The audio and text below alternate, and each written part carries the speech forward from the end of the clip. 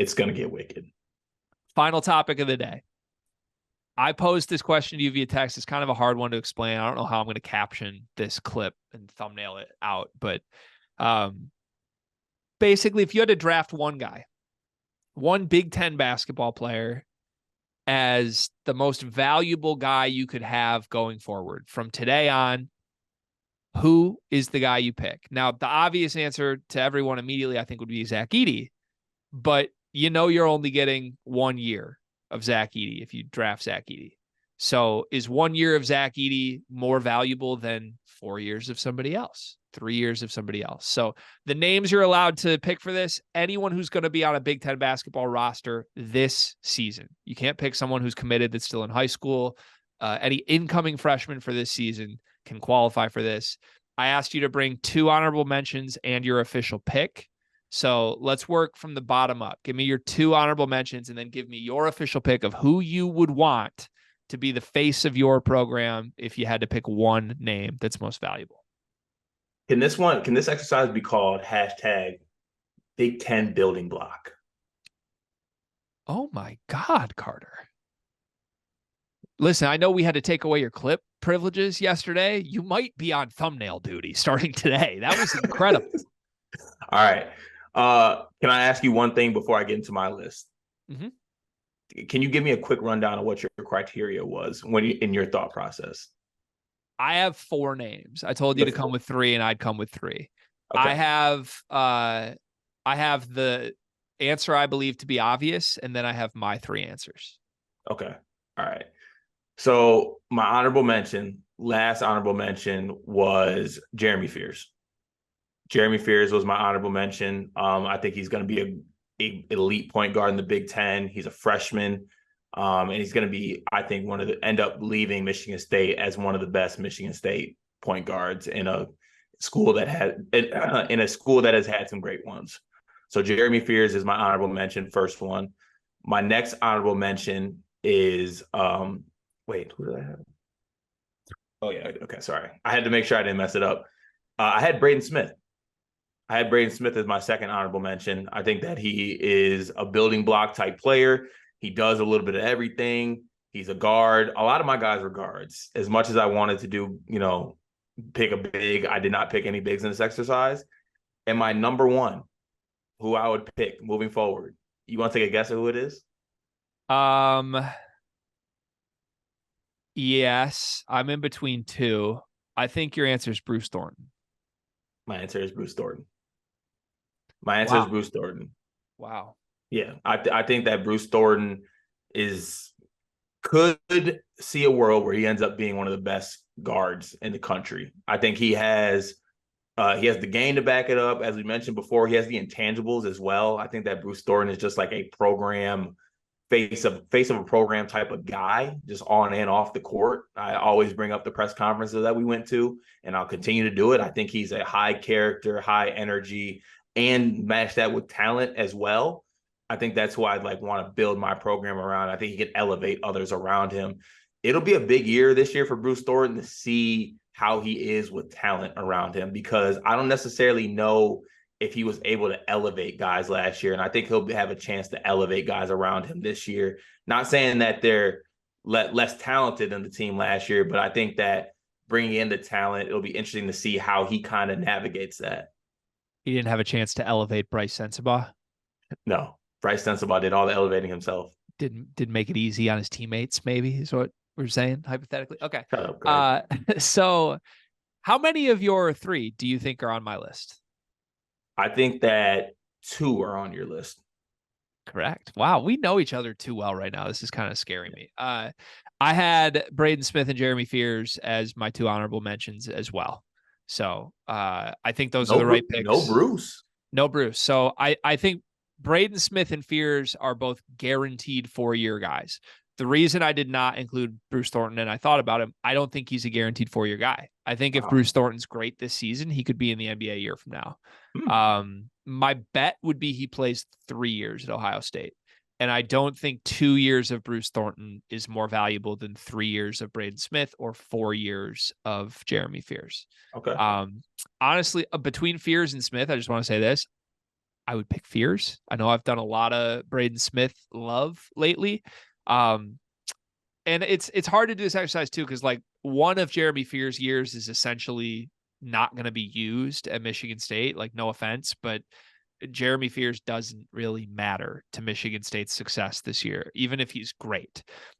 So it's hard because I think if you just threw him on an empty roster, 4 years of Jeremy Fears could look like 4 years of Cassius Winston potentially. And they have different games, but I'm just saying, like, impact wise, I think it could be that impactful. I'm that high on him. And same with Braden Smith, oddly. Like, if you dropped Braden Smith on an empty roster as a freshman instead of next to the National Player of the Year, what does that look like? If you drop Braden Smith on this year's Michigan State team instead of Fears, does Braden Smith start? No, Izzo would stick with his guy if you had like the history with Hogard. Okay, understood. Just Yeah, a little wrinkle question in there. fun. But Yeah, fun hypothetical. So yeah. I said I have 4 names. I have 2 names that you didn't mention. Bruce Thornton's not on my list as mentioned because I think he could go pro. I have the obvious answer, and then I have my answer. The obvious answer is this: it's Zach Edey, man. It's Zach Edey. Like, I get you just take the 1 year of Edey. It's a fun hypothetical, and that's why I posed this. But who are we kidding here? Like, 1 year of Zach Edey, no matter where you put him, means that you are a national title contender and you have the no doubt National Player of the Year.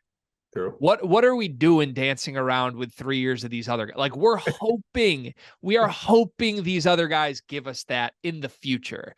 This is a no-brainer. And if you went down the list of programs, like, depending on who you are, I would say 12 of the 14 programs in the Big Ten would take one season where they're a guaranteed national title contender over 4 years of we hope something works out. Like, if you could give Minnesota a year with Zach Edey where they're a top 5 team in the country, they take it. No brainer.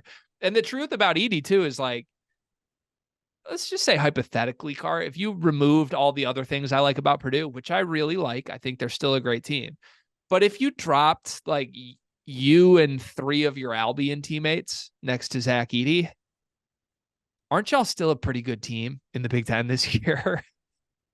I mean, Zach was a 45% 3-point shooter.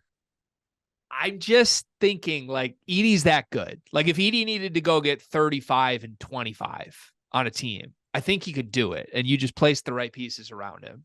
Can Zach Edey play 2 more years? Yeah, but I think we got to be realistic. He's not going to. Okay. Yeah. Are we sure? No. No. I've never thought of the possibility that we could have 2 more years of Edey. What about this world? Purdue has a great season, number 1 in the country, undefeated, blah, blah, blah, all this stuff. They get to March, number 1 overall seed. They lose to Robert Morris in the first round of the NCAA tournament. Back-to-back 116 losses. Bill Self calls in the summer. What does Zach Edey do? You talking about Zach Edey to Kansas? Bill, if Hunter Dickinson's market valuation was $2 million for a year at Kansas, isn't Bill Self paying $5 million for Zach Edey next year? Yeah. And he's coming off back-to-back 16 seed loss. What's Edey doing? And that's why he's going to Kansas, isn't he? Like, yeah, probably. There's a world where this gets interesting, but no, Edey's the pick. Purdue's going to be great. They're not going to lose in the first round. That's the pick. Now, time for my pick. That is not the obvious pick, but it's my pick. I like to think I'm pretty objective. You and Michigan State fans would push back on it probably and say I'm very biased. Here we go. I'm biased in jokes, but I'm normally very objective. This is a homer pick. I think the most valuable asset in the Big Ten is Doug McDaniel. I do. I think all the same reasons you picked Bruce Thornton as your answer applied to Doug McDaniel, except Doug has no path to the NBA at all. Doug is Michigan's point guard for 3 straight seasons, and those seasons are going to be so fun. I mean, until he leaves for Seton Hall. It's an outcome. It's an outcome. I mean, your building block can't even properly hydrate. That was a one-time mistake. Okay. If he has hydration issues this year, can you retract the statement? Listen, hydration issues happen to everyone. Okay. In fact, last week I talked about it on the pod. I was like seeing lines in my vision for a day. Just I had to stop off the coffee. Like it happens to everybody. Okay. I don't wish that on my worst enemy. It happened to Doug at a bad time right before a Michigan State game. He still played that game, by the way. Let's be clear about what happened because he's a dog. Lesser men would never. He was a dog that game. He got walked. Yeah, well, he was a dog the next game too, and he walked a couple of your dogs, best backcourt in the country, supposedly. But a little 18-year-old, 5'7" freshman was in his bag. I listen. I'll just ride or die for Doug. That's all I'm going to say. And this was an opportunity for me to ride or die for my guy. I do think when he's an upperclassman, I think he's a first-team All Big Ten player who scores like 19 a game at Michigan.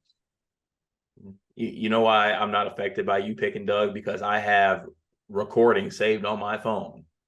Saved on my phone, not even on this episode. Stop of you picking Braden over Doug. That was for this year, not for 3 years from now. Oh, okay. Okay, loophole. That's not a loophole. It's honest. Okay. It's honest. Listen, Doug McDaniel in a few years is going to be Tyler Ulis if you gave Tyler Ulis like a hitman assassin mentality and a bunch of cocaine.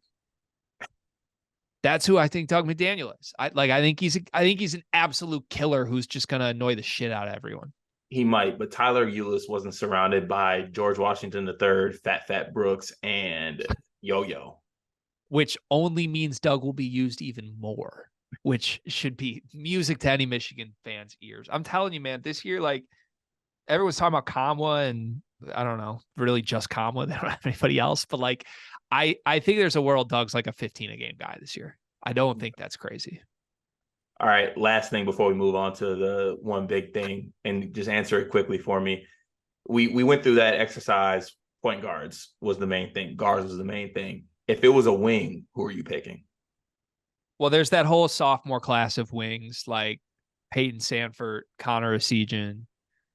You could throw AJ Storr in there, I guess. Fletcher Lawyer, theoretically. I'm out on all these guys. I might take one of the freshman wings coming in. Ooh. Like I might take a Gavin Griffiths or I might take a Jamie Kaiser. I would take Griffiths over Kaiser. I would too, but I would consider those. Honestly, I would even consider like I think Devin Royal ends up being like a monster in the Big Ten. Would you take Ty Rodgers? I would take Ty Rodgers because I would not make Ty Rodgers a point guard.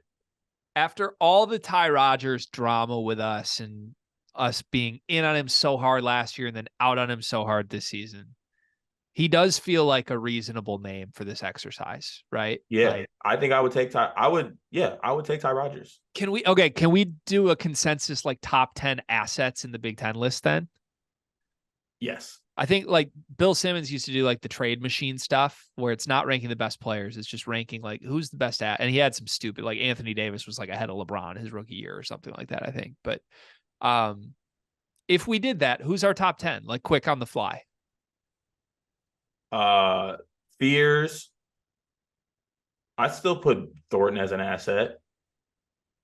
I think between like our lists, I think Fears, Thornton, Braden Smith, Booker, and Doug are all top 10. I think Booker. Edey has to be top 10. Booker. I don't think Booker makes it because I think there's worries he's a one and done. Okay.